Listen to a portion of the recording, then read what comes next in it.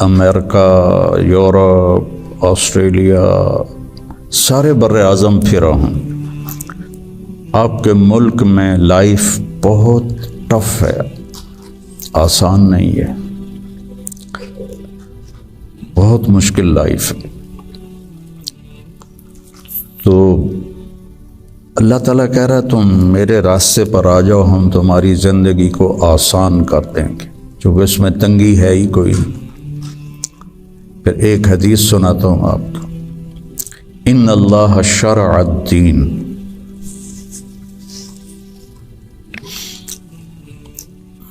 اللہ تعالیٰ نے تمہارے یہ دین کو شریعت بنایا۔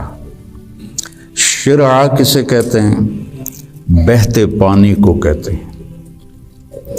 بہتا پانی کتنا مفید ہے، کتنی پوری زندگی کا نظام پانی کے اوپر چل رہا ہے۔ تو اتنی خوبصورت تشبیہ دی بہتے پانی کے ساتھ کہ جیسے بہتا ہوا پانی، یہ جو سمندر کے کنارے ہوٹل بنے ہوئے ہیں ان کے کرائے زیادہ ہیں، جو اس کمرے کا وہاں ویو سمندر کا ہوتا ہے اس کا کرایہ زیادہ ہے۔ تو پانی پر اللہ تعالیٰ نے زندگی کو چلایا ہے۔ وَجَعَلْنَا مِنَ الْمَاءِ كُلَّ شَيْءٍ حَيٍّ، اور اللہ قرآن میں کہتا ہے کہ میں نے ہر جاندار کو پانی سے پیدا فرمایا۔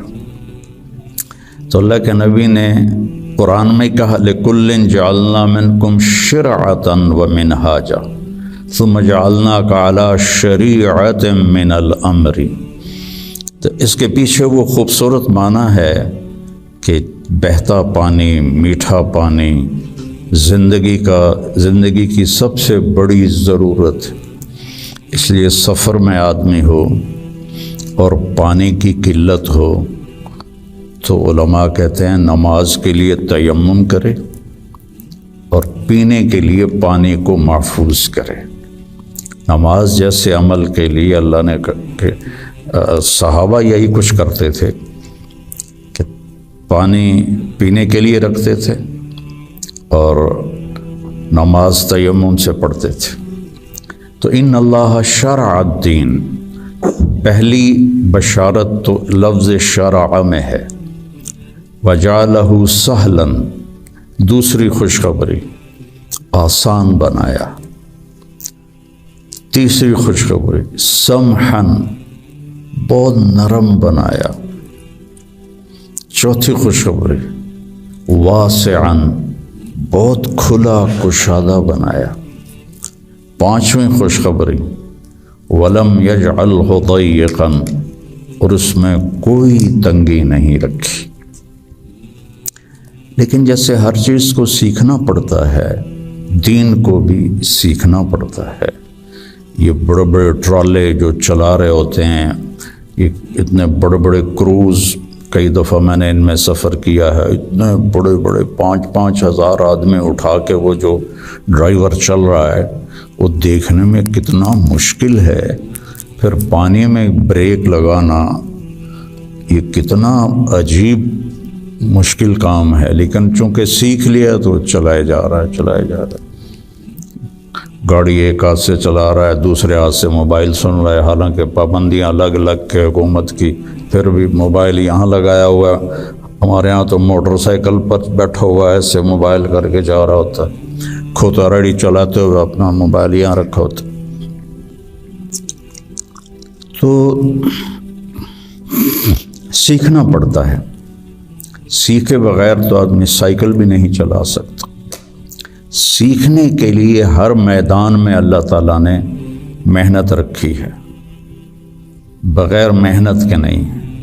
اب چونکہ اس محنت پہ کیا ملے گا وہ نظر نہیں آتا تو مشکل نظر آتا ہے، اور امریکہ میں جاب کرنے میں کیا ملے گا وہ نظر آتا ہے، تو اس کے لیے ایسے روبوٹ کی طرح بھاگ رہے ہیں، روبوٹ کی طرح جاب۔ جو بڑے بڑے کاروباری ہیں وہ بھی مزدور کی طرح کام کرتے ہیں، وہ بھی ایسے فری نہیں ہے کہ بھئی اب میرا بڑا کاروبار ہے میں آرام سے گھر بیٹھوں آدمی رکھ لوں، نہیں۔ تو وہ مشقت اس لیے آسان ہوتی ہے کہ اس کی آؤٹ پٹ نظر آ رہی ہوتی، اور جو دین کے اللہ نے ہم سے ڈیمانڈ رکھی ہے چند ہیں، کوئی بڑی زیادہ نہیں ہے، چند مختصر، ایک لا الہ الا اللہ محمد رسول اللہ کی گواہی، وہ اللہ کا فضل، ہم سارے مسلمان یہ گواہی دیتے ہیں، پھر 5 وقت کی نماز ہے، اور سفر میں آپ کے لیے اللہ نے آدھی کر دی ہے، اکٹھی کر دی ہے، ظہر عصر اکٹھی پڑھ لو، مغرب عشاء اکٹھی پڑھ لو، اور رمضان کے روزے ہیں سال کے بعد، حج اور زکوٰۃ پیسے والوں پر ہے، عام لوگوں پر نہیں ہے، اور پھر ان میں کوئی کمی کوتاہی ہو جائے تو اللہ نے معافی رکھی ہے، کوئی نماز چھوٹ گئی قضا پڑھ لے، معافی مانگ لے، معاف ہو جائے گا، روزہ عذر کے ساتھ چھوڑے تو کوئی گناہ نہیں، بغیر عذر کے چھوڑے تو معافی مانگ لے اور روزہ رکھ لے تو وہ ہو گیا۔ اس کے بعد میں آپ کو ایک حدیث سناتا ہوں، آپ کو پورا دین آپ کے ہاتھ میں آ جائے گا۔ 10 لاکھ حدیثیں ہیں، میں ایک حدیث سنانے لگا ہوں، صرف ایک۔ میرے نبی نے فرمایا 4 اذا کانت فیک، 4 کام کر لو، صرف 4 کام کر لو، دنیا بھی تمہاری ہے، آخرت بھی تمہاری۔ پہلی چیز صدق و حدیث، ہمیشہ سچ بولو، جھوٹ نہ بولو، مذاقاً بھی جھوٹ نہ بولو، سچ بولو۔ دوسری چیز حفظ و امانت، کسی کو دھوکہ نہ دو، کسی کے ساتھ 2 نمبری نہ کرو۔ تیسری چیز حسن و خلیقت، اپنے اخلاق اچھے کرو، اور اچھے اخلاق 2 چیزوں سے قابو میں آتے ہیں، ایک اس زبان پہ قابو ہو، ایک دل کے جذبات پر قابو ہو، دل میں کسی کے لیے نفرت نہ ہو، اور زبان سے کسی کے کو ذلیل کرنے کا بول نہ ہو، غیبت نہ ہو، بہتان نہ ہو، جھوٹ نہ ہو، گالی گلوچ نہ ہو، تو کسی کو دل توڑنے والی گفتگو نہ ہو۔ یہ 2 باتیں کوئی عورت کوئی مرد کر لے تو اس کے تقریباً سارے ہی اخلاق اس کے قابو میں آ جاتے۔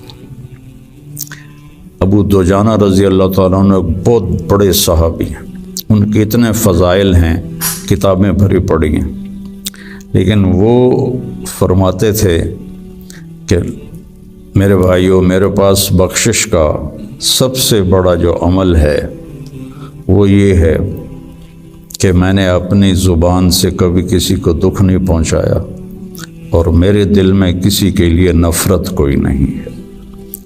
وہ بدر میں شریک ہوئے، احد میں شریک ہوئے، خندق میں شریک ہوئے، حدیبیہ میں شریک ہوئے، حج میں شریک ہوئے، یمامہ میں شہید ہوئے، اتنی بڑی فضیلتیں، لیکن وہ کہتے ہیں میرے پاس بخشش کا عمل یہ ہے کہ میں نے اپنی زبان سے کبھی کسی کو دکھ نہیں پہنچایا، اور میرے دل میں کسی کے لیے نفرت نہیں ہے۔ یہ فرائض کے بعد اس